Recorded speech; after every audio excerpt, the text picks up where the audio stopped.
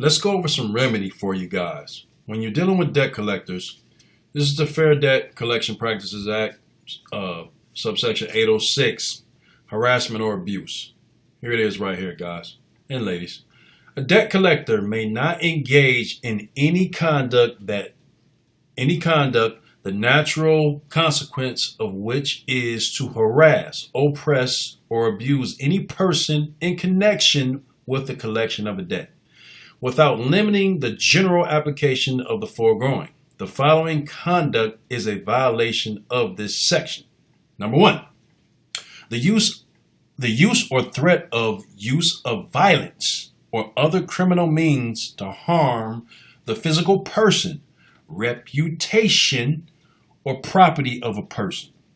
Number two, the use of obscene or profane language or language, the natural consequence of which is to abuse the hearer or reader. Number three, the publication of a list of consumers who allegedly refuse to pay debts, except to a consumer reporting agency or persons meeting the requirements of section 1681A, subsection F, or 1681B, subsection 3 of this title. Meaning that, if you think about it, you can sue child support agencies.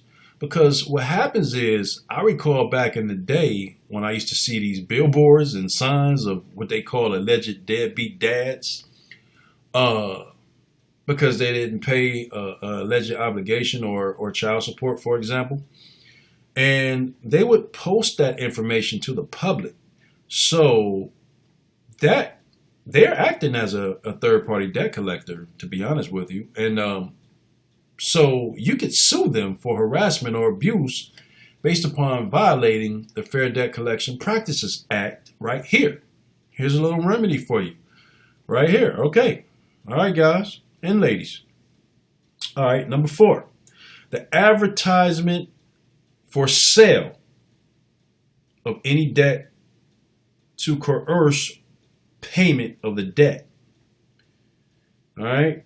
Number 5, causing a telephone to ring or engaging any person in telephone conversation repeatedly or continuously with intent to annoy, abuse, or harass any person at the called number.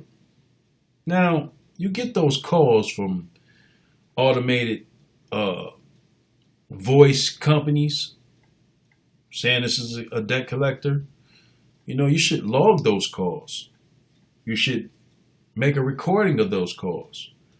Log them and prove it, because that's annoying. Ringing, engaging any person in telephone conversation repeatedly or continuously. I mean, them people might call 3 or 4 times a day sometimes. You can sue them for harassment or abuse of the Fair Debt Collection Practices Act, subsection 806. Number 6, except as provided in section 1692B of this title, the placement of telephone calls without meaningful discourse of the caller's identity.